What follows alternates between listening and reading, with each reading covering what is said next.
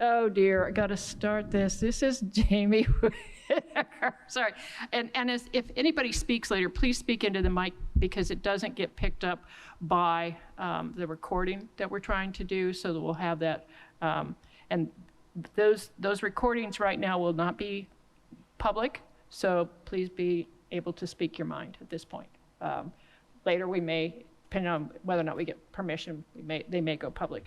But anyway, Jamie is the heart and soul of this program. He helped start the initial one in 2019, but then it went as a pilot program into 5 counties. One of the counties, the sheriff, Tony Skinner, it was in Delaware County up in Muncie. He actually came down and spoke with our sheriff, met our sheriff, and then came and spoke to the county commissioners at a work session about what they've seen there. And so when you have a sheriff who operates a jail who's very high on this kind of program, I think it speaks for volumes too about the difference that we can make in people's lives. And so I'll let Jamie tell you more about himself. I think everybody here knows me. I'm Penny Githens, County Commissioner. Melissa, would you kick us off? I'm Melissa Burgess. I am a social worker. I'm with the HealthNet Homeless Initiative Program Street Medicine Team. We do medical and psychiatric services for the unhoused community. Randy Rogers, I'm with United Way. Carmen Leviser, I'm a social worker at Amethyst House. I'm in primarily the outpatient part of Amethyst House. My name is Jill Hall. I'm the admissions coordinator for Amethyst House. My name is Mary Gatsi, and I'm retired faculty with an interest in criminal justice and social justice in general, and I volunteered in the jail and then started a program for families with an incarcerated, with a child who's missing a parent because of incarceration. And you've met Peter Iverson, County Council member. So Peter, if you want to come up to the table too, in case you want to speak and have a mic, please. Yeah, we don't need to hear you chew on mic. No. Okay.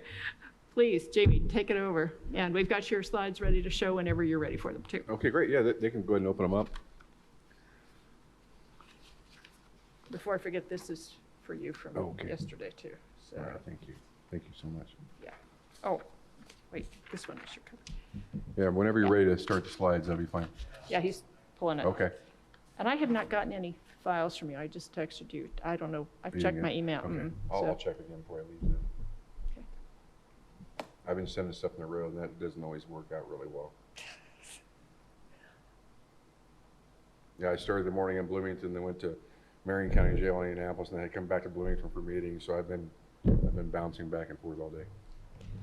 So remember, please speak into the mic because of this terrible acoustics in here. And you go ahead and go to the next slide. So I'm gonna do a pretty high level on this. I don't get too far in the weeds. I'd like to have more of a discussion really than anything else. So the IRAX program has been going really since I'd say mid 2019. I did it for a few years in the Howard County Jail, and really it wasn't even a program at that point. It was just we were going in the jail trying to help people who are struggling with addiction and mental health. And after a few years of doing that pretty successfully, we had a pretty big impact. I ended up changing roles and going to a state organization at Mental Health America. And when I did that, the Division of Mental Health and Addiction and the governor's office approached us and said, hey, could we take that program and could we turn it into a pilot? And so if you had money, what else would you do? And how would you organize it? And how can we make it efficient? And so on and so forth. So we formalized the program and put it all together. And then we began to look throughout the state to figure out where would we launch the pilots. And we knew there's some components that were pretty necessary, which I'll talk about in a minute. We call those, we have a readiness survey. So those are readiness components for IRAX. There are things that really have to be in place for an IRAX program to be successful. It's a very intense program, and it's a very intense peer program. So I do have to have some things in. So anyways, we were very grateful for us at Mental Health America. We're very grateful for the governor's office and Next Level Recovery and DMHA for the funding. And so we narrowed it down to 5 sites and we launched in June of 2022. Next slide, please. Originally, we knew that this was a peer organization. We had peers working in the original program. So we looked at the Indiana Recovery Network. They're the kind of statewide umbrella for peer services across the state. So we looked at their RCOs, their recovery community organizations across the state as the possible sites for the program. That was one of the components. So when we look at what's necessary for an IRACS program, obviously if you're going to do something in the jail, you have to have the permission of the sheriff, right? I mean, if you're going to have a party at somebody's house, you have to know that it's okay if you go to their house and do it. So we talk to the sheriffs pretty insistently, and you have to have a sheriff that's visionary, that really wants to do something to really have an impact. And what can we do? I mean, all the sheriffs are great, but have one who's willing to kind of get outside the box. So we began to look at sheriffs across the state, and we began to meet and look at the jails and see, is there space in the jail to do such an intense program and to have a full team? The IRACS program puts a peer team in the jail 40 hours a week, working alongside the correctional staff as a part of the sheriff's team. So obviously if you have that many people bouncing around the jail and working on a regular basis, and they're not always in the jail, but quite a bit, you have to have the space to do pretty intense programming. So we have to look at that. City and county leadership, having great city and county and executive leadership in the community that's willing to put funding behind the program, and there's reasons why, which we'll talk in a little bit, and also just wanting to really support recovery ecosystems in their community. And then having criminal justice partners and recovery partners and treatment partners that are willing to say, let's work on the SIM model, sequential intercept model. So let's continue to build intercepts across the SIM. IRACS covers intercept 2, 3, and 4 pretty intensely. And then the last component, and most certainly not the least, is having a local recovery community organization that is formalized and put together, connected with state resources, that's ready to be able to house a program such as IRACS and be able to kind of oversee that. So those are the components that are ready. Next slide, please. That's part of our readiness survey. So those are the components we look at when we talk about readiness. We narrowed down to 5 counties. I won't read all the folks, but there's some great sheriffs I've listed up there, some great recovery community organizations, and those are the 5 counties that we originally launched in. Next slide, please. The 3 components, again, and we've talked about 2 of these already. SIM model is IRACS is built around SIM, so it's built to integrate into the criminal justice system as a whole. Certified peer professionals, again, I mean, it's a peer program, so you have to have those certified peers. We have a great system here in Indiana to certify peers, to certified organizations, and so on and so forth. And then the last is what we call our engagement pathways. So next slide, please. IRACS has 5 very, very intentional engagement pathways. And these pathways help us identify how we're engaging with different folks. So level A means someone's going to be in jail for a while. Level B means someone's getting out in the next 30 days. Level C means someone's going to be going to the Department of Corrections. Level D means someone's getting out immediately, like either bond or conditional release.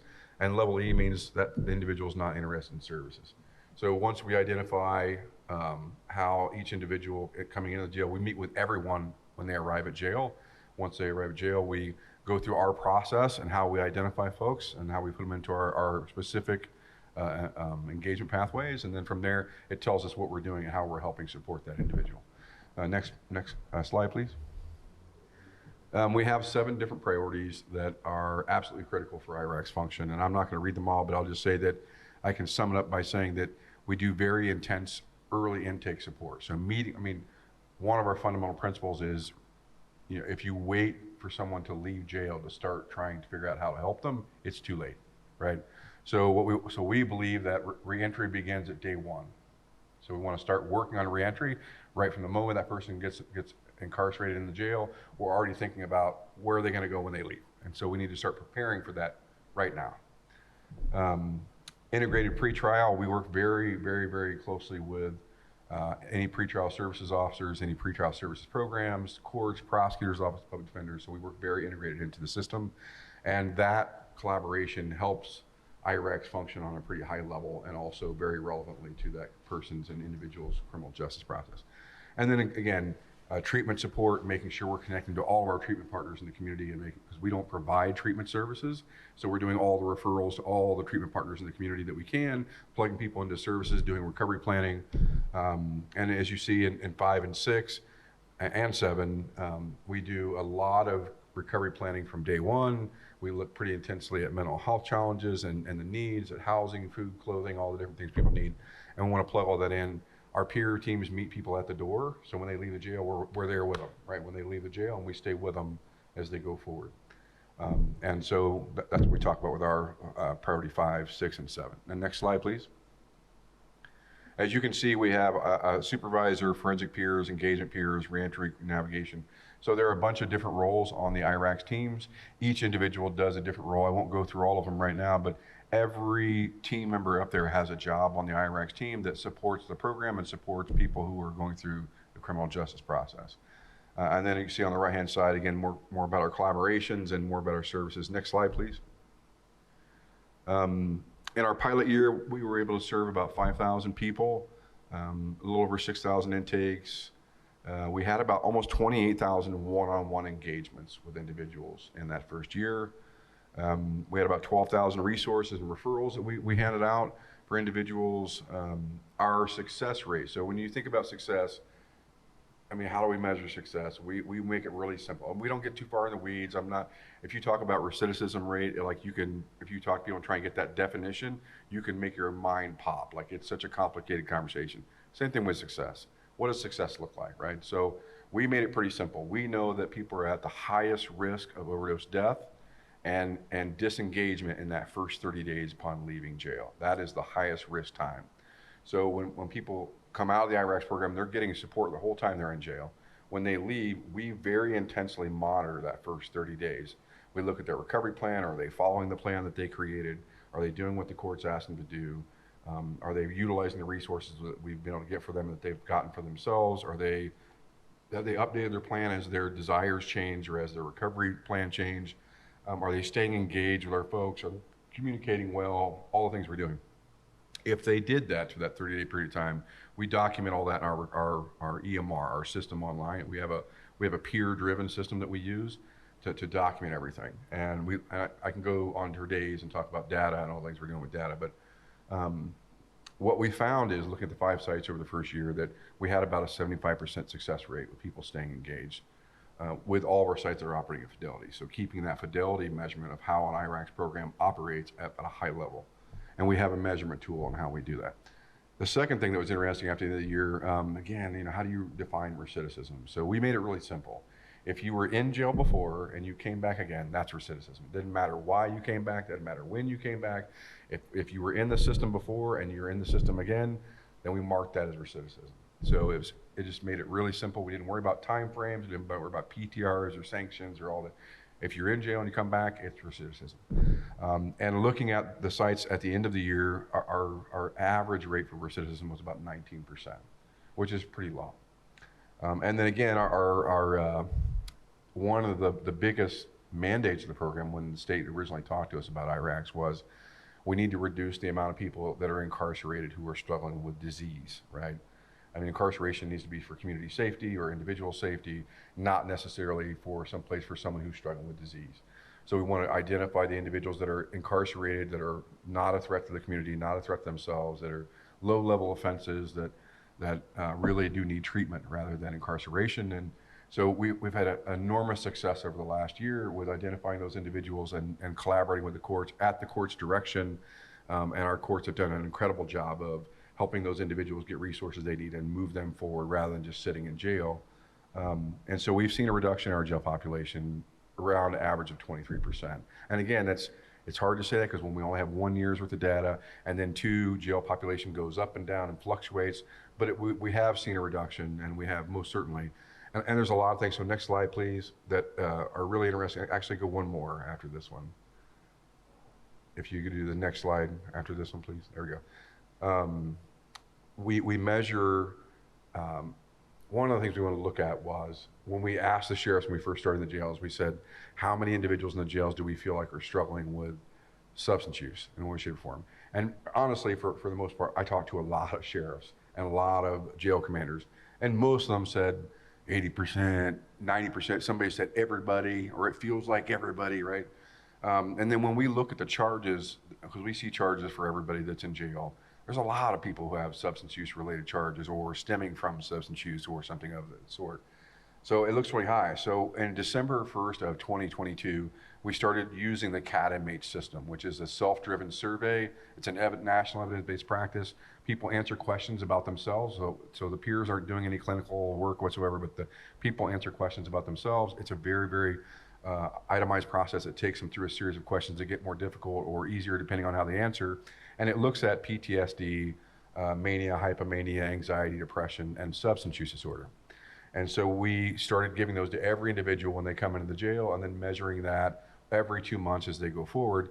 And then we wanted to see what's this going to teach us by the end of the year. So at the end of the year, we looked at this and we realized that out of every individuals in the jail that surveyed at the time of this report, which is about 6 months in, 41% of the people in the jail had moderate to severe symptoms of PTSD.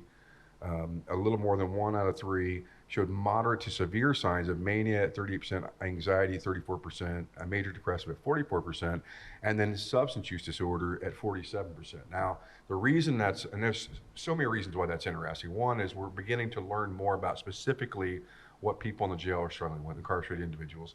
Secondly, when the sheriffs say everybody, like everybody's struggling with substance use disorder, the charges show that a lot of people are struggling with substances. But I believe that one of the things, and again, I'm not a clinical doctor, I'm not a data scientist, so please don't take me down any rabbit holes, but one of the things that I've heard in those discussions with some of the data people we talked about was, one of the potential questions of this is if 47% of our jail can be diagnosed with moderate to severe with substance use disorder, but then 80% of our jail have charges related to substance use, so that we have a large amount of people in our jail who are struggling with untreated mental illness that are self-medicating their untreated mental illness with substances. So it gives us a lot more data around exactly how many people are actually diagnosable with substance use versus people that are just self-medicating untreated mental illness or mental health challenges. So it's interesting data. Next slide, please.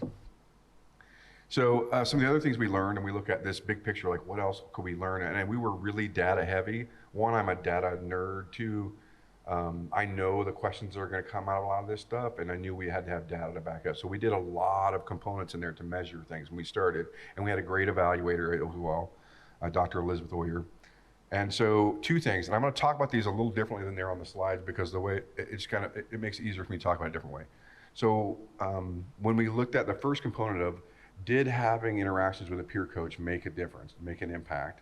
And the second question, the planning piece, is did having a plan have an impact on the individual who are going into reentry, their success rate, right? So we looked at that level B population, people going into reentry who we had time to plan with, and level D, people who are going into reentry we did not have time to plan with, and we measured those 2 against each other. And what we found when we looked at that was that comparing those 2 populations, people who had time to interact with a coach versus people who didn't. People who didn't were 88% higher of not having a successful discharge, not completing that engagement, that 30-day period of time. And people who had a plan versus people who didn't. People who did not have a recovery plan when they went into reentry, those level Ds, they were 66% more likely to not be successful in that first 30 days. As far as following the recovery, like following the engagement with the program, following what was going on and staying there and being engaged that 30-day period of time. So, I mean, those successful things, in looking at that, we realized that, wow, you know, it's a way of showing that. And we also looked at fidelity. We had 5 sites that were going. We had 3 sites that were really high fidelity IREX programs, so operating at a really high level of fidelity. We had 2 sites that were originally really operating at a lower level of fidelity because of community challenges. And we realized when you look at the success rates of people who were following the model versus people who weren't, the people who were following the model, like the lowest level of success was 61%, the highest was 86. The people who weren't was 19 and 21% success rates. So again, we felt like the data showed continually that IRAX works and having a peer works and that having a plan works. So that was the data that what we learned in that first year. Next slide, please. And so again, I mean, we were very excited we had so many great people. I can't say enough great things about the local providers, the sheriffs, the judges, and especially our peers in all these counties. They've done incredible work this last year. And we were very thankful to have great county leadership in all these spaces who provided support on every level. Like you know, it's what's so great here about Penny. She drove all the way to Indy to listen to me give a speech, which is not very riveting by any stretch of imagination. But she drove all the way there and sat through it and then talked, said, hey, we want to talk about IRAC. So it was really great to have leaders who invest like that. And the governor's office and having more great leadership like our governor and governor's team, Doug Hunksinger, and our great folks at Division of Mental Addiction. So because of the success that we had with all of our great peers across the state and the great work that the jails have done, we were awarded additional funding this year to continue to expand IRACs. So one of the things I'm doing, like why I'm down here today, is I'm going across and measuring this readiness survey with different sites to give them feedback on what they would need to do to get ready for IRACs, and also trying to find those 6 counties that are at a place where they're ready to launch an IRACs program. And so we're very thankful for the governor's office and DMHA for providing continued support for peers across the state, and then also for continuing our funding for this year. So that's why we're here today, is to talk a little bit about IRACs, give you feedback, answer questions, and then we're going to keep working with Penny and all the great people here to see if we can, where Monroe County is at with the readiness survey, and if we can. I had a great tour with the jail and the sheriff, incredible corrections team. I got a chance to look at the jail, all those a little tight in there. We know we can utilize the space there. So those 2 components of the readiness survey are already complete. So that's a good place to start off. And I think you guys have any questions? Well, we do, and others have heard this already, we do have to put together that certified recovery organization. And so we know that's one of the next steps that we have to take.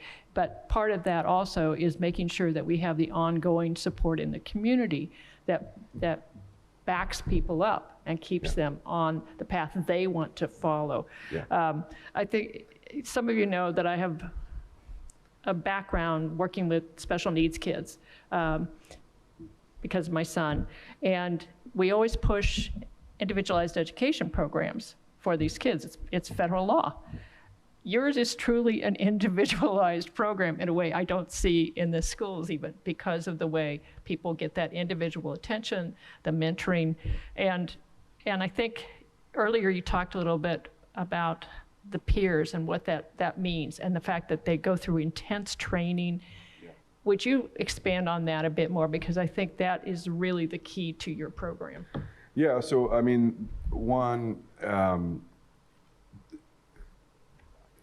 we do a lot to make sure that a program can be successful, and that's being prepared in that way is, I believe, really important when you're spending the kind of money that we have invested in, that the governor's office and DMHA has invested. So we have a readiness survey that really does measure fidelity of, are we ready to do something this intense? Secondly, when we get prepared to launch an IRACs program, my team comes in and we do a month-long training process with all of the teams. And there's just multiple layers of trainings that the peers go through to get ready to launch an IRACs program. Before that, they have to be certified peers, which means they have to have a pretty extensive recovery history. And then on top of that, they're going through a whole process that the state has put forward with several organizations to become a certified peer already. So they're a certified peer, then they become supported and trained by our organization to provide the IRACs program. And then on top of that, we do ongoing training that lasts throughout the whole entire process. We're with them when they launch the program. We do ongoing connections, and we're very intensely operated and integrated into the local sites. And we try and keep fidelity from site to site. So that an IRACs program, if you're arrested in Scott County and you're in IRACs program and you get released, you come to Monroe County, and there's an IRACs program here, you go into jail here, it's the same program. You know, you're still getting the same supports. You can take the resources you did there. You can still utilize those same ones here. If you took classes there, you can utilize those same classes here. And it just makes it much more a way to integrate and make sure that it's seamless for people when they go to jail, and they know what to expect, and those resources are the same. So we spend a lot of time training our peers, and the peers have done such an incredible job this last 2 years. I mean, when you launch a program, I always describe it as it's like launching a freight train. It just happens so fast, and once you, as you guys know with the criminal justice system, once it gets moving, it just goes, and it just keeps going. And our peers have done so well at staying with the program, staying consistent, making sure they're offering regular services, making sure that they're navigating all these different circumstances, and every individual has different circumstances around them, working on crisis. I mean, when you talk to our sheriffs about the jails and our corrections staff, they'll tell you that our jails are less stress-free. I mean, much less stress in the jail. Our corrections staff in the jail is less stressed out. You see this growing sense of recovery in the community, this recovery ecosystem growing within the jail. And it's all, we acclimate a lot of that, not only to the great sheriffs and their team, but also to the peers and how well they're trained. And then they're aware of a lot of personal sensitive information that's happening in the court and in their court proceedings and processes. Sometimes they know people are going to prison, and sometimes they're aware of circumstances around people's individuals, so they handle sensitive information well, they interact well, they do a great job of collaborating. So we do all this pretty intensely, and we've been very consistent at doing that, and then peers, it's been great in all of those steps and processes. And I think another plus is that if somebody from Monroe County is in, say, Scott County, where you have the program going, and they're arrested and they start the program there, if we had a program here that they could follow on with once they come back to Monroe County, that means that they're much more likely to continue to make forward progress, That's right. basically. Yeah. And so that's another advantage, I think, It is. that as we expand this program around the state. Eventually, I know that the goal is to have this in all 92 counties. Sure would We'd like like to. to be there as early as possible as part of this. So it's one of the other reasons for asking you to come down. Yesterday, before you got here, there was some discussion about the cost and the money. And there are like 3 phases to this program, if I understand There this is. correctly. So you've got the phase where people are being worked with while they're incarcerated, then you've got your first 28 days, and then you've got the ongoing. Absolutely. So would you describe how the payment sources work for each of those Absolutely. and what we're looking at? Absolutely, great question. So over the last few years, again, I mean, I don't need to keep saying it, but our state has invested, and our state leadership has invested in recovery infrastructure across the state. So Indian Recovery Network has built RCOs all over the state. And what the goal with this, especially through the pandemic, when people were detaching and disconnecting, and overdoses were skyrocketing, and depression and anxiety was through the roof. It was very insightful for us as a state to begin to build that infrastructure. So, and that's, in large ways, that's been going on for 3-4 years now here in Indiana. And we have the certified peers that have risen up out of that initiative and that ecosystem of growth. And now we have, in various ways, we have different kinds of RCOs, or recovery community organizations, all over the state in various pockets. We have some places that still aren't there, but for the most part, we have organizations within driving distance to pretty much anybody, no matter where you are. And the governor's office and DMHA have done a great job of funding that and creating some funding streams that support that system as it continues to grow. And so in Indiana, being very unique, I think on a national level, Indiana kind of has a recovery infrastructure as a state in that way because of those RCOs. So like we have a justice infrastructure, we have DCS, so now we've kind of really developed, beginning at least more than early stages of developing a recovery ecosystem that's kind of statewide. And along with that comes an IRACS program. Now, when we began to look at this, when I did IRACS originally in the county I worked in, I was a director of our RCO, right? So we were doing all this work in the community, but we had people in the jail that coming out that weren't getting any help. So that's why we went in the jail originally in the first place. But I was a part of this IRN RCO infrastructure here in Indiana. So that's kind of where it was birthed, and that's one of the reasons why we grew it that way when we turned it into a larger statewide program, was because that's how we did it originally. Did it under the umbrella of an RCO, had peer teams that were working in the community, I had another peer team working in the jail, and that was a great way to have those 2 teams coincide with each other. So we tried to stay with that same kind of infrastructure. Now, with IRACS, we did not want to duplicate something that's already being funded and supported in the community, because it's already being done through Indiana Recovery Network and through their partners throughout the state and places like Thrive and other organizations. So we said, okay, we're going to fund IRACS to handle the incarcerated and criminal justice process there. So we're working in the courts and probation, corrections in the jail, but there's always that really risky stage, 30-day period of time, when people are 127, I've searched when people say 129% higher at risk for overdose death. People are going to disengage. So there's all kinds of things and factors. So with that funding being there for the community piece, and again, it's been there really sustainably for a few years. And now with them putting funding on the IRAC side of this piece to look at how those 2 pieces of infrastructure, we made sure we didn't overlap that funding. So there is a funding structure and an organization called the Indian Recovery Network that can provide support for that back-end community piece. We built what was there for the criminal justice piece, so from arrest on, that can be funded. So now that gives us a permanent funding structure kind of going across the full, what we call, the ecosystem, or that continuum of care. But again, whether or not there is enough funding there to provide for that community piece that's the question. Where there's a lot of funding now because of the IRACS program for that criminal justice piece. So sometimes when we come to a community, we have to evaluate, do you have an RCO here in the community already? If not, we want to connect you with Indiana Recovery Network and have you begin to work on that process, because they have tools and resources and experts in those areas to do that exact thing. That's not my team. We focus on the criminal justice section and courts and all of that.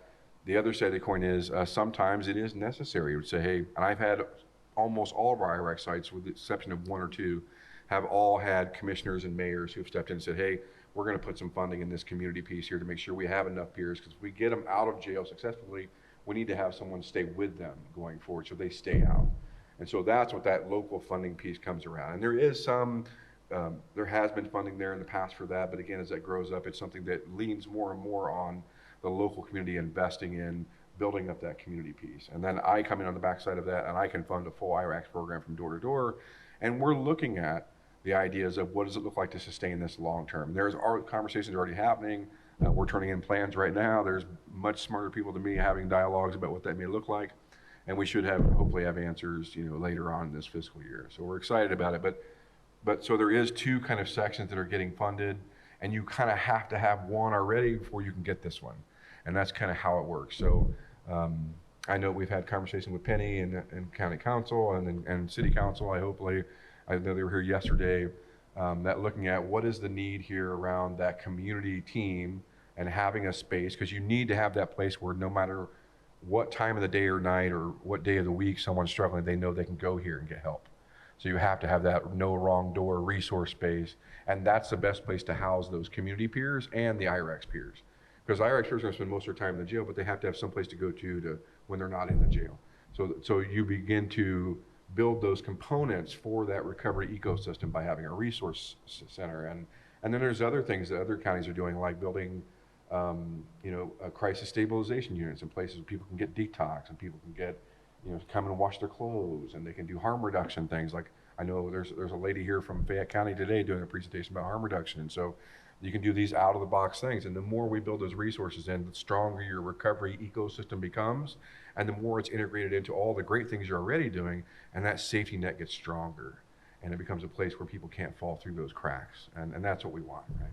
So that's the hope of that, is I'm here to hopefully complete this readiness survey and get us to the point where we can start moving towards an RCO. But I do know that building up that RCO, and I know that you're going to get those balls rolling, and it's exciting. We had some great peers here today. I have one that just got certified. How amazing is that? So that was a good day. Like in the meeting, she got the notification. She's like, I got my notification. So cool. Yeah. I did have one question about with peers.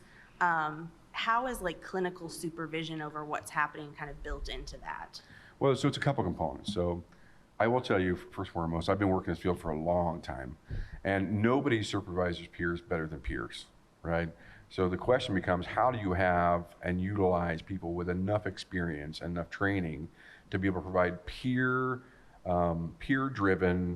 peer-focused supervision, because they operate very differently than clinicians. And so we need to have that integration to where there's definitely support if someone's struggling or whatever else. But as far as peer supports, we do have a peer supervisor credential on a state level, and it's open to clinical providers as well as people who are credentialed as peers. In the IRACS program, we have one of the roles is that peer supervisor. We have an insanely intense process that we utilize with those peers so that that program gets going and moving like a freight train. They're really in there working really, really hard. So in order to do that, we make sure that 1, they've attended all those state trainings and credentialing as peer supervisors. 2, they have very close interaction and support as a supervisor, not only locally, but also by my team. So I meet with our peer supervisors. I almost talk to them all weekly, but definitely bi-weekly. I do supervision with our local peers just to connect with them, see how they're doing. And then we make sure that because there's such a high collaboration level in the teams, I mean, we meet every morning, we brainstorm, we have roll calls, we're going through things.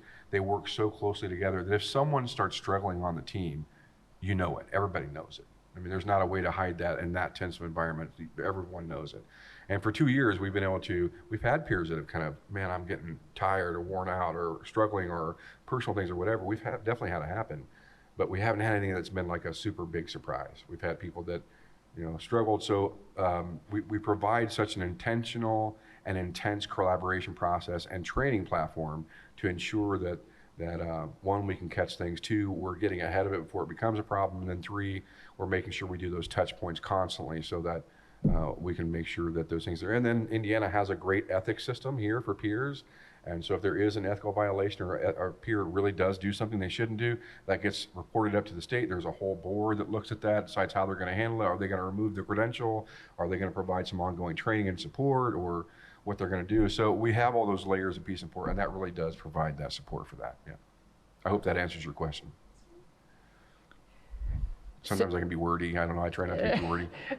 There's a lot of coordination that goes on with what you do. And so one of the questions we heard yesterday also was whether or not the peers that are working inside the jail, whether or not they would be collaborating with like the medical team in the jail. Yeah, absolutely. Yeah, they. Well, one I want to say, and I haven't said this yet, but Justin Beatty and his team on a state level run ICATA and the Stanley W. Dukinser Training Institute and do all the training and credentialing of peers and credentialing of supervisors. So there's so many great leaders on a state level that just do incredible work. I mean, not to mention locally. So it's not, please don't think it's just me. It's not me doing it. I focus on the IRS program, the jail. That's more than enough for me. But we have great leaders like Heather Rodriguez and doing IRN. We have Justin Beatty and other great peer leaders who are doing credentialing. So there's a lot of great people involved in all this. As for medical, we work with everybody in the jail. So if someone's providing AA classes or NA or a treatment group that's going on or a JCAP program or whatever is going on in the jail, we work with everybody. And we make sure we work around what the sheriff says is his schedule, whatever that may be. We also, because we're so ingrained in the sheriff's team, it's a natural workaround with the jail medical team, whether it be almost all those are outside providers like QCC or ACH or other providers. So we work very intently and incorporate with that medical team, communicate needs. We have, if you look at our EMR system, we have ways of documenting different challenges and what we reported out so we can track like what kind of health challenges people are having, what we reported, were they escalated, did something else happen, was there a crisis? So we try and track all that, and then we make sure that we're collaborating with everybody, treatment partners, people who are coming in the jail, people who are external referrals, external treatment partners, I mean everybody, absolutely everybody. Please, this is why we want this discussion going on here. And maybe you mentioned, I'm really interested in the transition. Once, 30-day. yeah. So I heard. So is it the recovery? Like, is it the community or is it IRACs? And then how do you are you coordinating with medical providers or psychiatric providers to get them already scheduled to assess and get them in and have appointments? Say, okay, here's your walkout date. Here's your medical appointment. Here's your psychiatric. So great questions. Absolutely. And I'm a little ashamed of myself that I tried to hurry through. I don't know if I didn't cover that, but it's a great question. So two of the roles on the IRACs team are a reentry peer, which is that peer that once we know they're a level B and they're going into reentry, they immediately meet with that reentry peer. Reentry peer is doing recovery planning. So now I'm going to start working on recovery plan. What has the court told you you're going to do? Let's look at your housing. Like, what do you want to do in your recovery? What is that plan? We have a whole process we go through for recovery planning. It's really like, I just did it this morning with Marion County, and they're like, it's 19 pages. I'm like, it's 19 pages. Yeah, I'm sorry, So it's really intense. Then the second role on that team is a resource navigator. Every IRX team has one. And that resource navigator, all they do is housing, food, clothing. 40 hours a week, all they're doing is housing, food, clothing, treatment, employment. You need clothes, you need shoes, what do you need? Let's make sure you have insurance, an ID, a birth certificate, social security card, all the things, so that when you leave jail, you are leaving prepared to succeed, right? We removed all the risk factors we can. We can't remove everything, but what can we remove from their path? And then how can we increase their protective factors to say, let's give you every chance to be successful you possibly can have, right? So those two team members, the reentry peers and the navigators, and of course the supervisor, work very intently the moment we know someone's leaving to get prepared for what that has to be. And that includes all those referrals to outside providers. So there's a plan in place, there's referrals set in place, resources drawn in, insurance is there, an ID is in place, so now what do we have to do? And then the court order comes in. Before they leave the jail, they'll get introduced to their community peer. So that peer that's going to stay with them once they're done with their reentry process, they get introduced to that person while they're still in jail. When they leave jail, they have a reentry peer who meets them at the door and stays. We'll drive you to probation, we'll drive you to treatment, whatever you got to have to do. The navigator and the reentry peer are documenting that entire process, and we have a whole process we monitor through that first 30 days. It starts at pre-discharge, goes to the discharge at 30 days. And I won't go into the details of it, but it's very detailed. We're monitoring that whole process.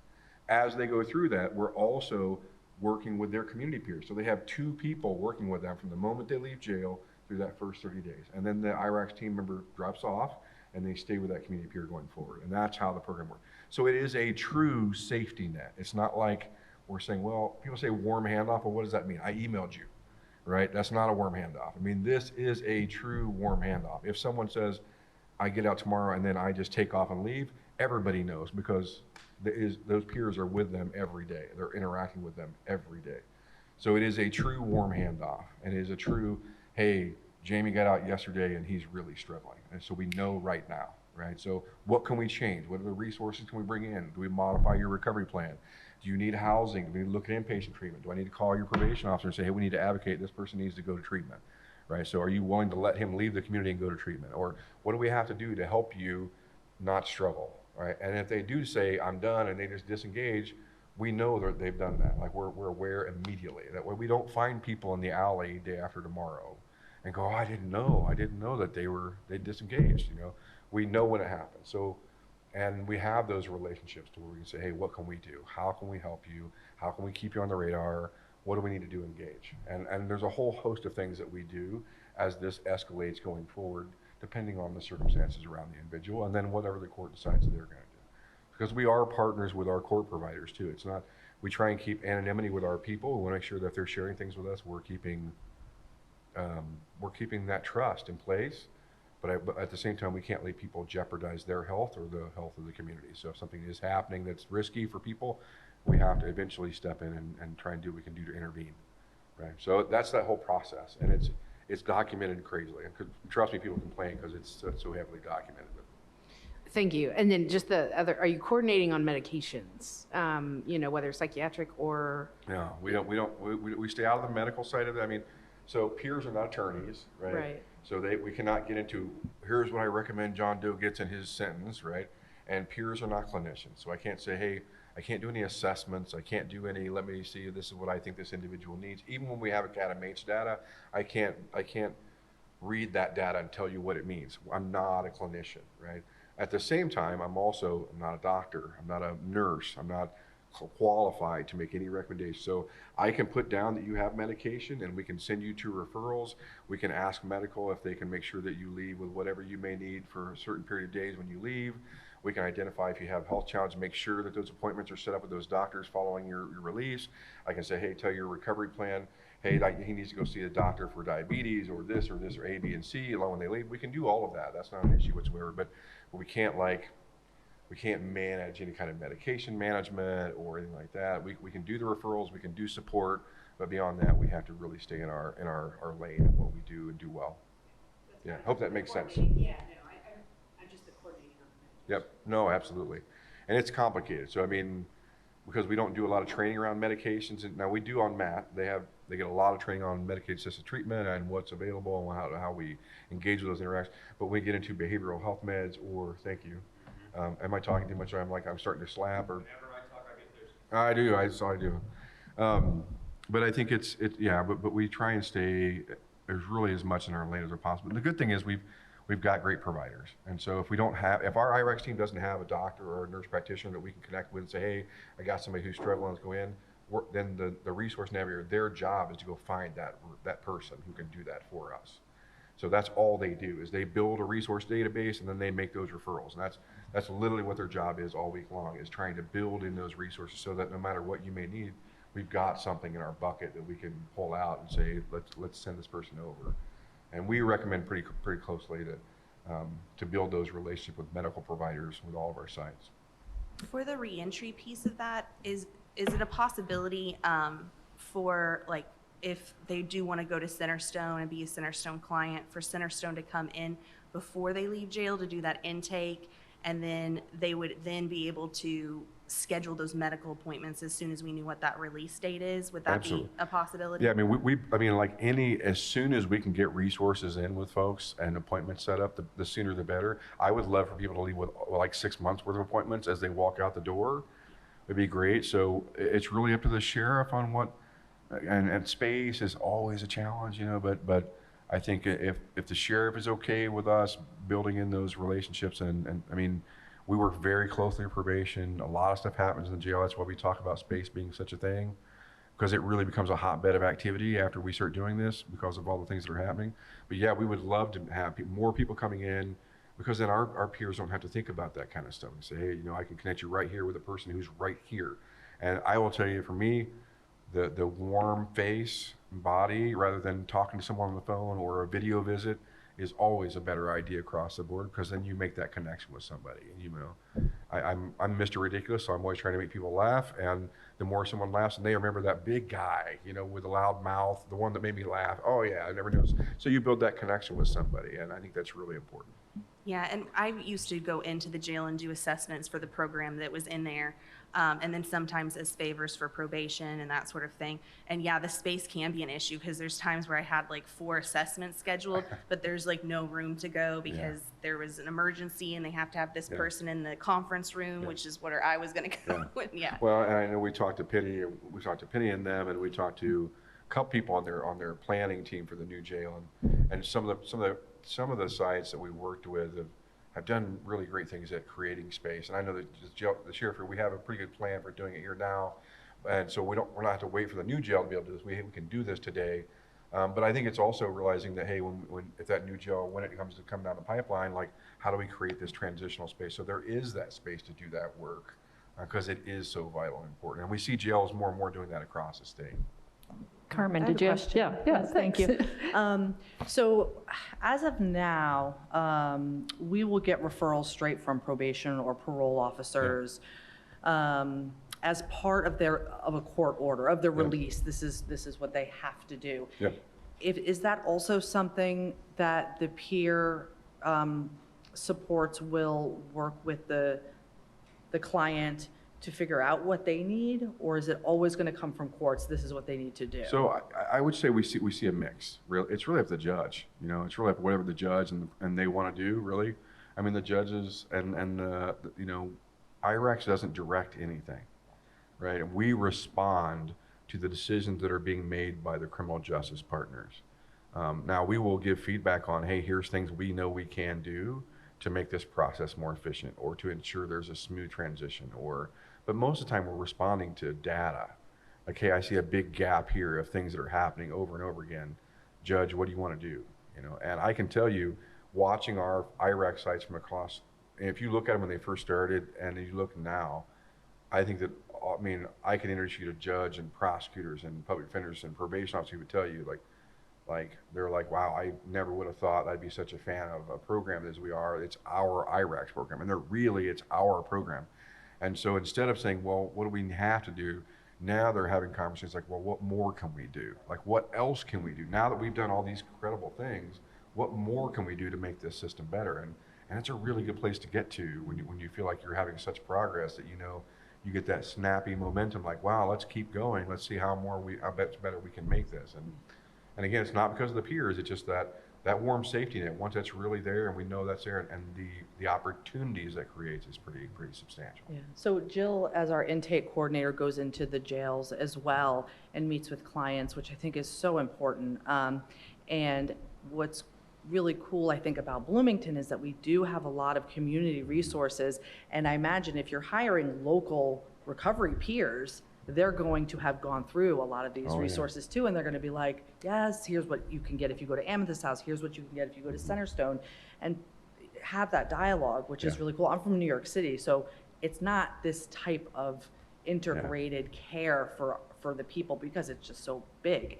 And that's a really cool part about being here. Sounds like an amazing program. It's exciting. Yeah, and again, I think I say it over and over again. I tell you that looking at the growth we've seen, it's IRACS becomes what people make it, what that local community can make it be. It has lots of potential. I mean, we've accomplished so much more than I thought we would be able to accomplish. But it's all because of the local people pulling together and battling and saying that we can do those great things. So, but we want to make sure that everybody's at the table and that we're doing what people think is right. And our program is not going to try and direct that. We're just going to respond. Our hope is that whatever is put in place, that we can make that be successful. What we would ask people, and what I think I continually say is, please just make sure you're talking to the people. You know, like, I mean, I can tell you as someone who went through the system for years, you know, I talked to people who were I talked to my probation officer, who was and this is a long time ago, right? Back when I didn't have gray hair. And she would always say, I wish I knew what was really going on with you back then. Because had I known, everything we would have done would have been different. So one thing we're trying to do with this, and as I said, is peers do disarm folks. When I sit down with someone, I just did it this morning in the Marion County Jail. I sit down across someone incarcerated. I was with 27 guys this morning, and they never met me before in their life. They walk in the door, we sit down, they look at me. Within 5 minutes, I mean, I'm sure the tattoos helped, right? But within 5 minutes, they're like, they realize that, hey man, I'm one of you. I've been right here before. I've been in the same spot.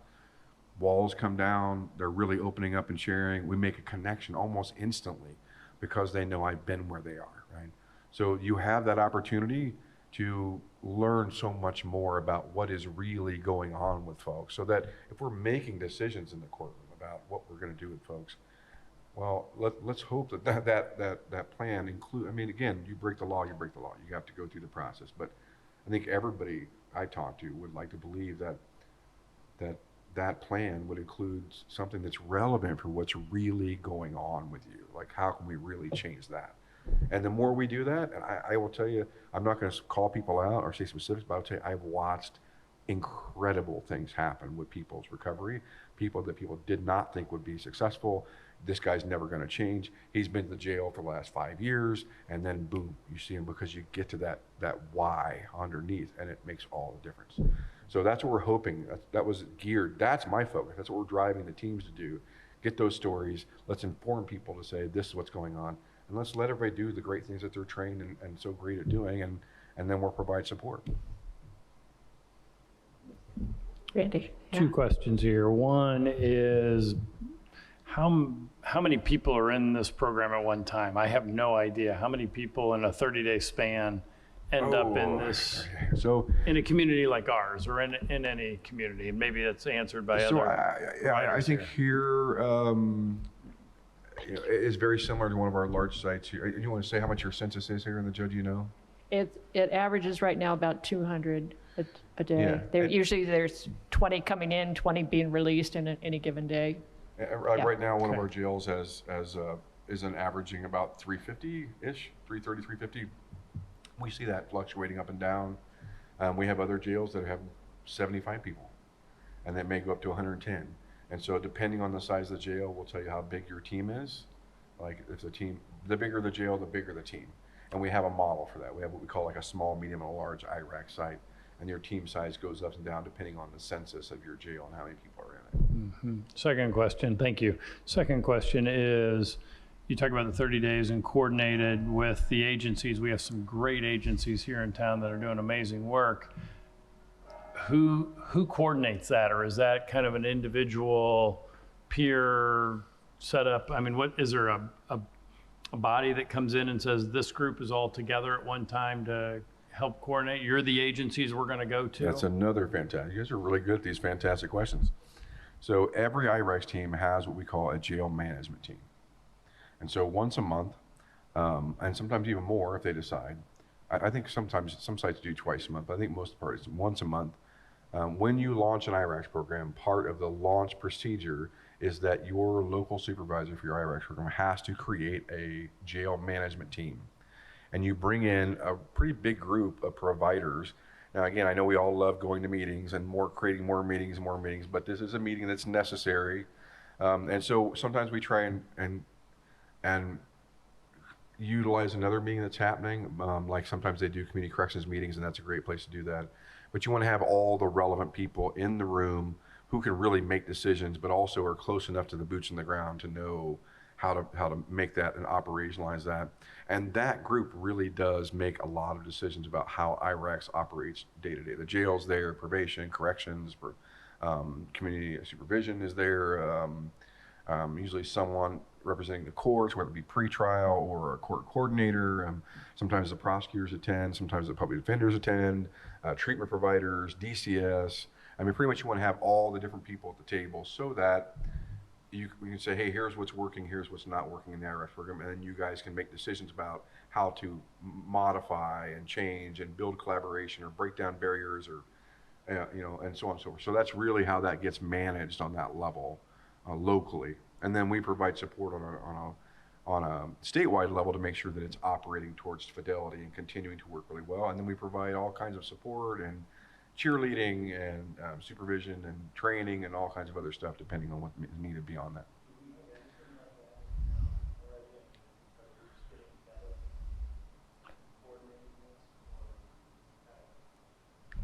But Well, kind of what he talked about, management program, leaves, once you leave, everybody's coordinated. Yeah, I don't think so. I've asked her out. And then another thing too is when you have individuals, because sometimes you have those unique, everybody's unique, but you have those cases that are kind of escalated and there's something really happening that, man, I don't know how you deal with this, that group becomes a group we can bring that to and say, hey, what do we do? How do we handle this? Here's an out of the box thing. And we've had all kinds of circumstances. So it becomes a very functional boots on the ground. How do we make this really work? How does it integrate into all the different 5,000, and you guys have a lot of moving parts here in Bloomington. So how does it integrate into all that? And that's what that meeting is really for. But I don't think there is one here now. I've been asking lots of questions, but that gives you a great opportunity to create one. So that's always good. But it sounds like what we have to do is put together the same kind of team for this that is working on the homeless issue. And yeah, there's already a model for it. So the RCO piece would probably be the first piece that would need to happen here. Once you have that, we can get you to the point where, honestly, I think that would be the only missing component here for probably getting ready to launch an IRS program. That seems like the biggest piece here that we need to work on. We've had great conversations about the funding and other pieces. And then the next step forward is once we get ready to launch our IRS program, there's a whole process that my team will follow with the local community that sets up the management meeting and gets that team put together and establishes the procedures and trains people in the jail. And then we come in and train our communities. We train the jail staff. We help hire all your local providers, put them together. We help them organize all together, create their policy and procedures. We come and do all their intensive training, and then we come here and are physically present when they launch their IRAX program. So we have a whole process we'll work with you guys on to get all that going. So the biggest piece, I think, at this point is just that RCO component. And I'm going to make the connection to Heather and some other folks. Like as soon as we get out of here, I'll make that connection. And she's incredible, and so are other people that we can connect you guys with. One of the things that I read about also is that the mayor in Muncie, which is Delaware County, and you've heard me say this yesterday, the city of Muncie provided $50,000 to help the RCO up there get created. And then they also provided $50,000 in-kind services to provide space and utilities for the offices. And so there's some things that we could look at also that go beyond just going to United Way or going to Cook Medical or going to other groups for funding. We can provide some of these other services the same way that we provided space and utilities for the Stride Center. Yeah, we had the same gap in Muncie with the RCO. Thank you. No, I understand. So I went Listen, with, some of us got together and met with commissioners and the mayors and different, and had a lot of extensive conversations, had some great meetings with the Community Foundation and United Way and Ball State University and a bunch of other great folks. And the end of the assessment is that it was going to take about $150,000 plus to get their community team up and going so they could be ready to launch their IREX program. So thankfully the mayor's office there came in and said, hey, we'll give $50,000 out of our budget towards this. The commissioner came in and said, we'll give $50,000 for this, and we're going to also donate space and some other things and utilities and all that for the whole year. So we're good. They gave us I think they charged us $1 in rent for the year for everything. And so they really donated almost $100,000 from the commissioner's side. And that allowed us to get everything up and off the ground and build in that community space. And then on top of that, then Ball State and other partners came in and said, hey, we're willing to help donate or continue to provide some funding. And so everybody kind of rallied, the community did, raised the money, said, let's get this up off the ground and get it going. And then it allowed me to come in on the backside and say, okay, great, we can launch our IREX program. And then I could fund that. And through our advisory board and our state leadership, we were able to fund the IREX program. And now we got both launched. And so we know how to do this, what you guys need to walk through the process. And we'll go through some more steps after this today and just kind of see where we are. We'll try to put together budgets for what we need based upon what all this survey samples. stuff. Yeah, we have samples for all that. Yeah. Mary, you were going to... Yeah, just some logistical things. So what is the ratio of peer to people that they're serving in Yeah. the jail? Yeah, great question. When we originally figured it out, it wasn't as much a ratio of person to peer as it was looking at how many people leave the jail on a monthly basis, how many people are in jail that stay in jail on a monthly basis. So it's about breaking down, if you have a population of 250 people, how many of those folks are there usually longer than 3 months or 6 months? How many of those people are usually leaving on a regular basis? So I was in, like we were talking about Marion County this morning, I think it was like Marion County has about 1,000 people a month that come in and 1,000 people a month that are going out, so it's that ongoing population that's going. So you say, okay, if we're focusing on reentry and then providing support and intake here, we have to look at that component. How do we provide those supports there? And that helps us define according to, because again, if you're providing, I don't know, you guys are service providers, so you kind of get out in the community, you want to have a pretty low caseload. Well, supposedly have a low caseload, but they say 30, 40 people, right, is what you're going to be at. Probation officers go way through the roof.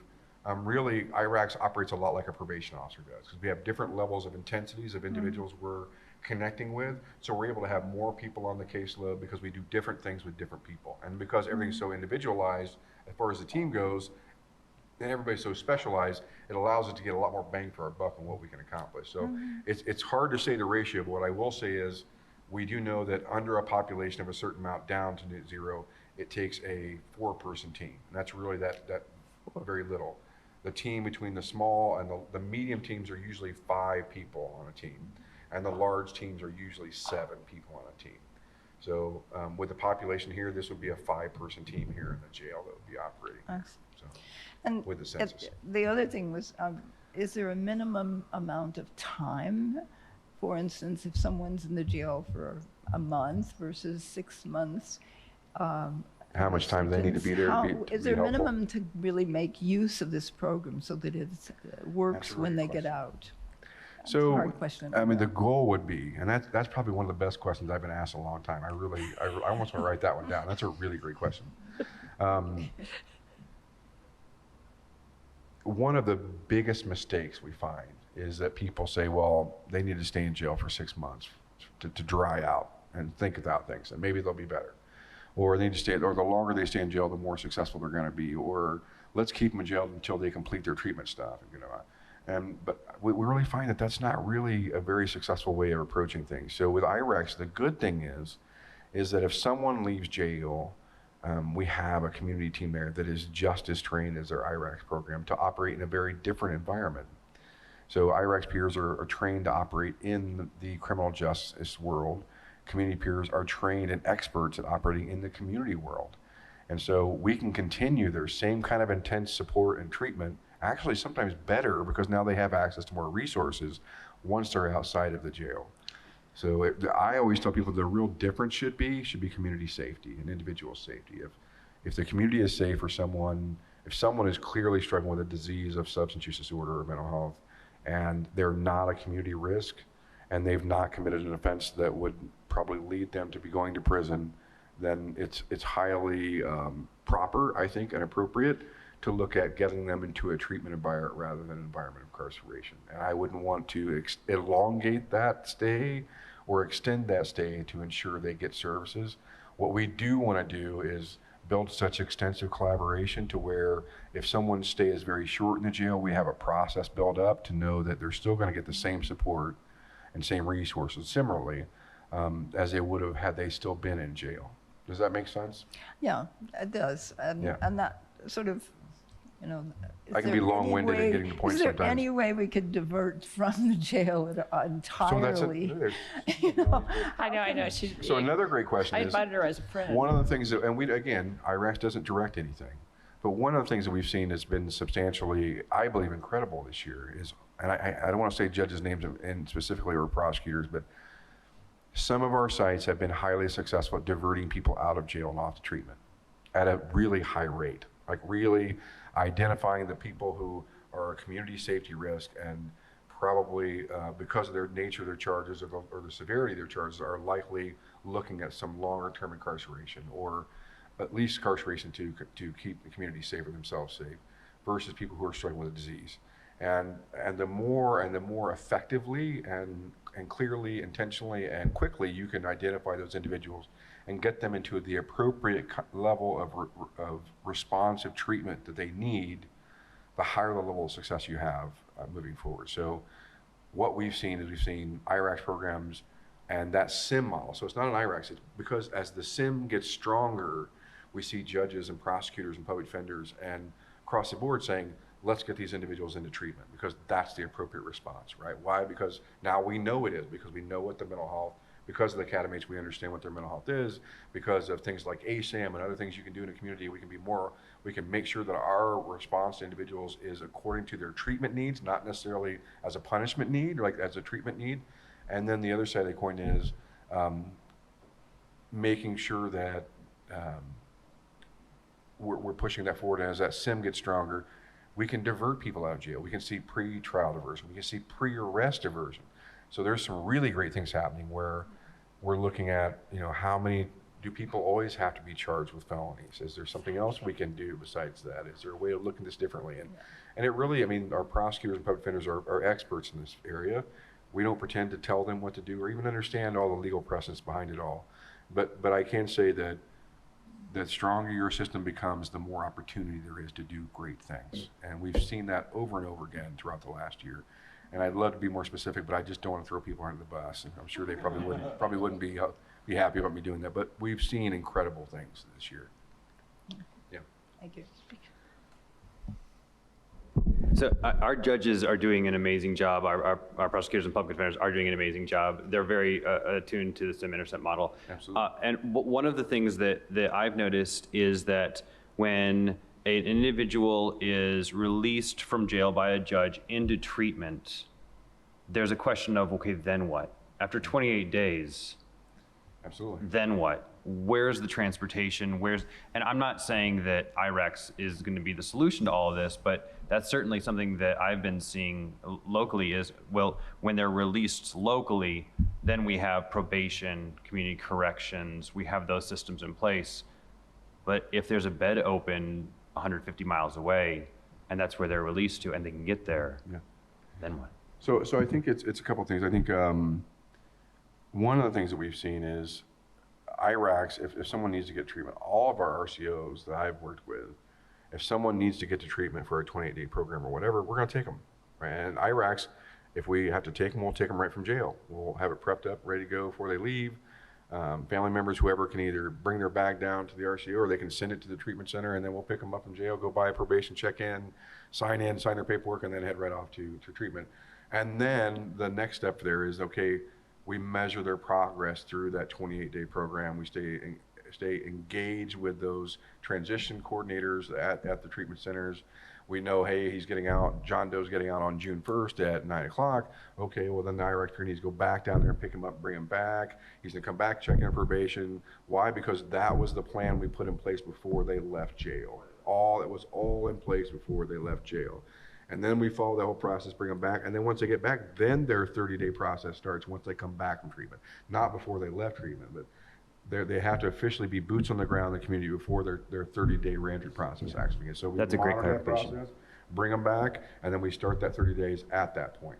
Yeah, great. Question. So Amethyst House is, we have residential sober living attached to an intensive outpatient Yep. program. Does that count as treatment? So in other words, if they are referred to our services, would our clients, in theory, could do our outpatient and be living in the community, or they could be living in our sober living? So do you then walk alongside us, or do they stay with us for a period of time and then? It really depends. So I would say, one, we want to have a collaboration, really. The local peers should know you guys want to know how you operate and what you do. Everyone really operates differently. Some places are, hey, we'd love to have your peers come by and check on your folks while they're here, especially if they're in sober living and I don't like to use the word sober living, like recovery residents for a long period of time. We want to make sure that they're staying engaged, they're doing okay. So the check-in is there. Whether or not you want to say, hey, let's start that process, let's start that peer support now, totally fine. If you decide, hey, some places say, hey, we really want to keep it in our own world while they're here, totally fine. So it really just depends on how intensive that or what level of recovery residence that individual's in, what level of services they provide, what that looks like. So those are the decisions you guys have to make with your local IRACS program. And then from there, I mean, we don't have a preference on our level. Like, we just look at you guys, this is your guys' decisions on how those things work and what's the appropriate response for those things. I hope that makes sense. Yes, ma'am. Well, Do I need to get my pencil? Hold on. I think I have some. I think I have We can transcribe this I later. know. I need to start transcribing what she's saying. Yeah. Well, I just hope you realize that there is a structure in place that's has been trying for 20 years to do what you're going to be able to do as part of this program, and that's New Leaf, New Life. Have you heard of this group?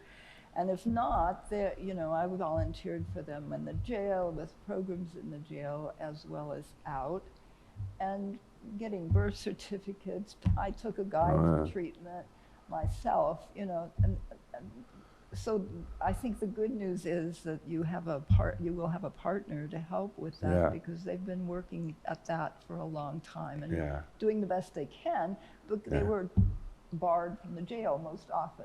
That was the obstacle. Well, and I think our new sheriff you really make a great point. I think peer support isn't new. It's been around for a long time. And people working in reentry and working in the jails isn't new. A lot of people have been putting in elbow grease in the jails for a long time. I think IRACS program is a great program. It's really intense.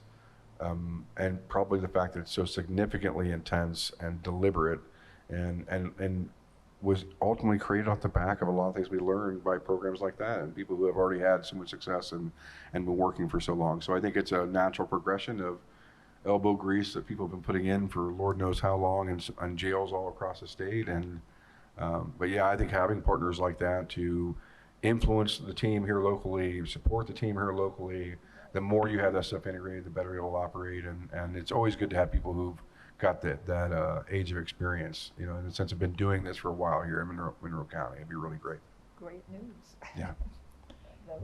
That it will be more sanctioned from the top. Absolutely. I think all the certification process and things like that absolutely. also make a big difference with what happens. And that then draws in some of that support from the state that hasn't always been there. Yeah, and then the other side of the coin too is, I mean, I know I've said this like 3 times, and I'm not getting paid for this, by the way, just so you know, but we're in a unique place in Indiana where we just have great leadership across the board.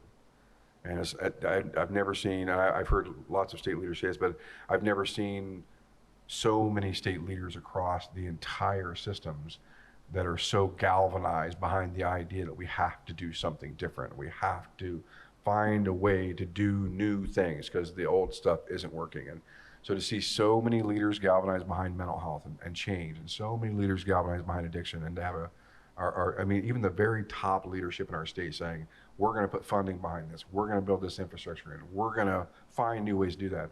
I mean, again, I've not been doing this as long as a lot of people, but in my time around here, I've never seen that kind of synchronicity that we have right now. And so it's a really unique, and I think it's provided great opportunities for good things like IRACS and other things to be able to get up off the ground in ways that we've never done it before. So it's really significant, and I'm just grateful to be here, and so thank you for sharing that. We have 2 members from our health department at the back that were at the SUDAC meeting. Also, Kathy or Melanie, do you have questions or comments? Please join the circle, by the way.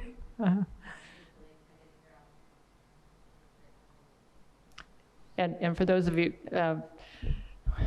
Jamie already heard this, Kathy Hewitt is the reason that I even found out about this program. So, yeah, we huge had great kudos. conversations on several times. Yeah. Okay, Nick, did you have a question or did you have a comment? Nick Foyles, I didn't realize that you had joined us. Can he be allowed to speak, please?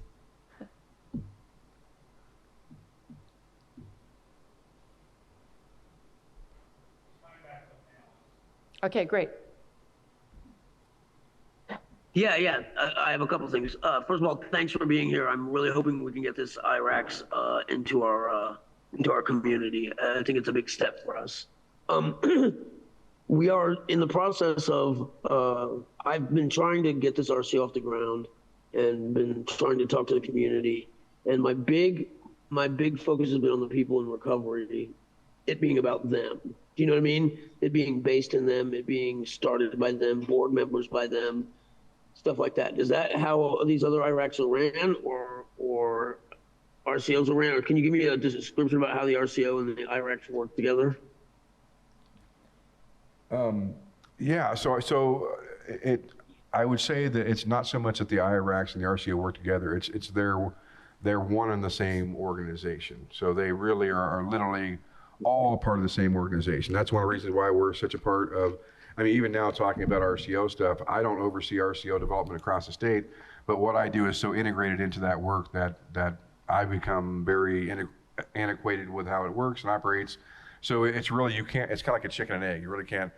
You can't develop one, without realizing you need the other, or you can't develop one without having the other. It has to be kind of, so that's really, they're very much ingrained into the work. And that's one of the reasons why I said I want to make sure that other partners like Heather and other people are involved in some of the conversations here, because again, it's not my universe to get those conversations going, and they have expertise that I don't have and information I don't have.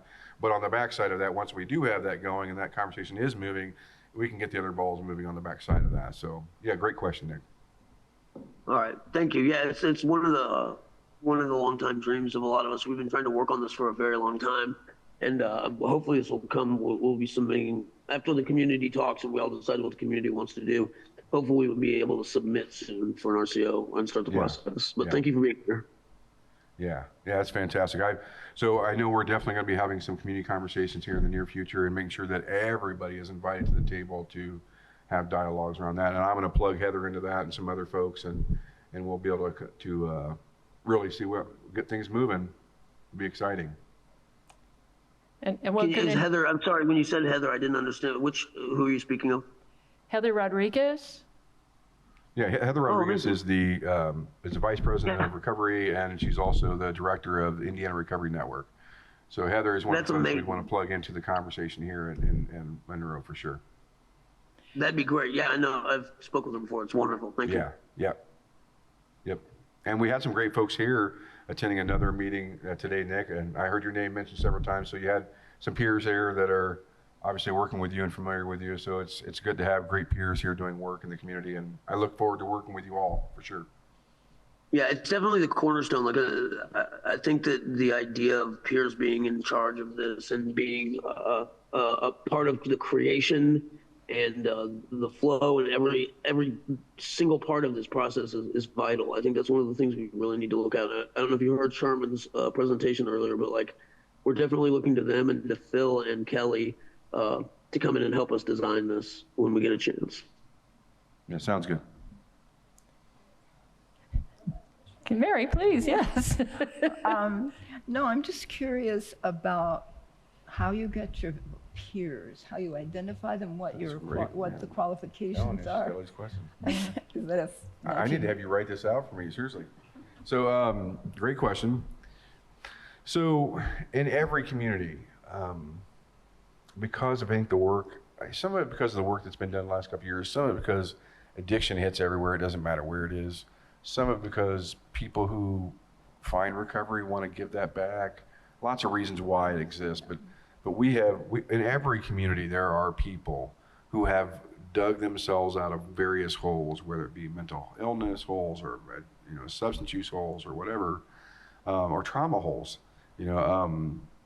People who want to find a way to give back, and sometimes they formalize processes in ways. Some people have been giving back for years without even realizing they're really a peer. Some people have been giving back and just saying, hey, I've never struggled with addiction or mental illness, but I have loved ones who have, and I've been giving back and fighting. And so every community has people here that are not attorneys or doctors or whatever else, but they have a heart to do this work, and they don't necessarily have a degree, or they could have a degree, but it's not required, but they have the passion, the heart, and they identify as someone who either has been directly impacted by mental health and or addiction challenges and tragedies, or is someone who has personally struggled with either or both. And from there, you want to rally those individuals together around this grassroots like idea of what would it mean to create an organization that advocates for people in recovery by people in recovery, so that we can create that recovery ecosystem here. And then how do we formalize that and turn that into an official agency, an official group, and the work, kind of like what Nick and so many others are doing here already, and partner with those people who might not know their peers or advocates, along with folks who are already doing some of that work, and then say, okay, what do we want to do? What do we want to call this thing? How do we want to organize it? Who's going to be, what's that umbrella look like? And how are we going to partner with great people like our commissioners and other folks? And what does it look like to have that voice? And how do we formalize that? And then how do we bring programming in and other state pieces of infrastructure so that we can put energizing expenses and funding behind that, to put purpose behind that group, and really say our goal ultimately at sitting at the table with all of our providers and our peers here is to say we want to have an ecosystem and a safety net where people can't fall through, right? And that's what we're going for. And then from there you just build it out. You guys got to say, well, what's our vision and how are we going to do this and what's it look like? And the more of that work you do, it will energize your community in ways that I've seen it happen time and time again. So that's very much what it is. It's another fantastic question. Well, and I just want to point out, it's great because yes, they want to give back, but it's the best way ever to keep them clean. It is. It if is. they are addicts. Yeah. And it's a wonderful. So we will put out flyers saying, hey, we're going to have a community forum. So if you're someone who's interested or been impacted by substance use disorder or by a mental illness, or you love someone who has, and you want to make a difference and you want to have a voice, come to this meeting, and we're going to rally to here. And then Heather and other folks, and probably myself, will come down and present all the things we're talking about doing here in the community. And then we'll work with our other leadership and other folks to say, how do we formalize this? And we'll follow that process. And we have those leaders that will lead us through that steps. And it can happen pretty fast. On Muncie, one day they didn't have a community team and an IREX program, and literally like within 60 days they had both. And so it really happened fast. But it's about having that experience. And you guys already have some folks here who are working. I know Nick, I think he has another question. So you have lots of people already. What I was saying is we've kind of started this process of if we could get maybe an email tree going around, we can start with the SUDAC maybe and branch out to the people that want to be there and start these meetings. We've had a couple of them, but I think a more formalized group of us should get together and start that process. But thanks for bringing that up. Yeah, Nick, I'll get your contact info and I'll reach out and see if we can start some of this process going. I think it'd be a great idea. All right, thank you. And I think we can help facilitate that too with the things that we've done in the past, even with organizing like Paint the Town Purple and things like that. Yeah, we have a lot of the links to get that word out, I think. Yeah, Even just the people here today. Absolutely.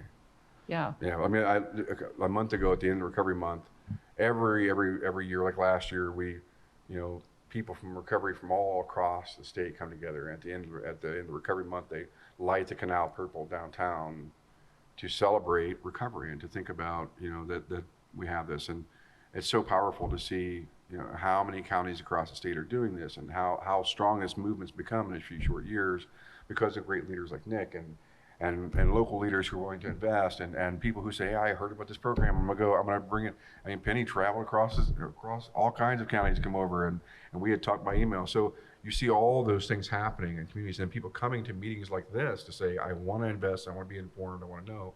And it's powerful. It is so powerful. So I'm super excited about being here. I can't tell you how excited I am. And I think it's going to be interesting, with having a sheriff that's this invested and this interested in the program, and same thing with commissioners. I mean, it's real rare to have that much synthesis in your leaders already. So there's so many great things happening here, and I think we'll keep the balls moving.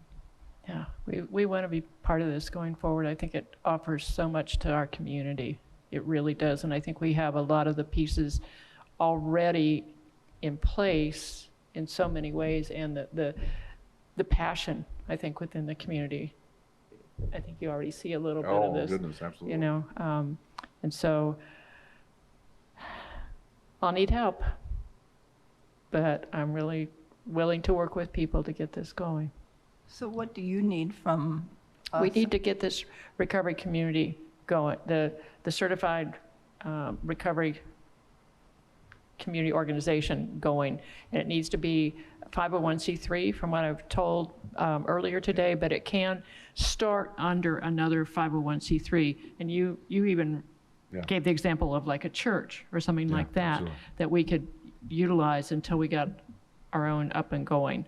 I know that the Indiana Recovery Alliance already acts as like an informal recovery group, but I think we can expand upon that in so many ways. Yeah, and some of it is, I think I will move pretty quickly. I'm going to send some reports down here and some other information, and I think we're going to connect Nick. I'm going to connect with Nick and some other folks and see kind of what they've already gotten done and what kind of steps they've taken, and we'll talk about some additional stuff to make sure that everybody has that opportunity to get invested. And I'll probably come down and continue to have conversations about IRACs with probation and other folks and continue my survey. And then Heather and some other folks will come down and start talking about the next steps for the RCOs. So we'll try and in-sync some of this. And so you guys will see emails coming out. I know how much we love emails, but we'll have more emails coming out and more stuff from Penny saying, hey, here's our next steps. And I'll try and get that information out as quickly as possible. I will not email you this afternoon, but I will email you early, or first thing next week. I'll email Penny and we'll get some things moving from there. Well, I hopefully have captured everybody that's here, all your emails, and I hope it's okay if I share those with Jamie, along with your organizations and things like that, so that he has an idea of who's been here, but also who we hope to work with. And there are other, I don't have it on my work laptop, but I do have a list of the organizations here in town that we want to tap, whether it's Courage to Change or New Leaf, New Life, or a lot of other, Amethyst House. We've got a lot of things going on that we can tap into here.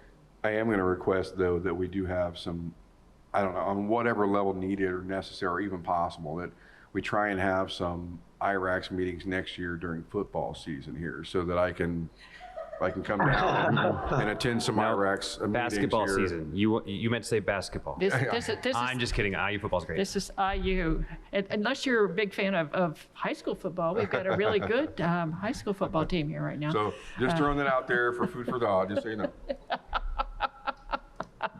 Thank you, Jamie Whitaker. Whoa, so thrilled. Thank you, Jamie. Thanks, Nick. We'll see you soon. Yep.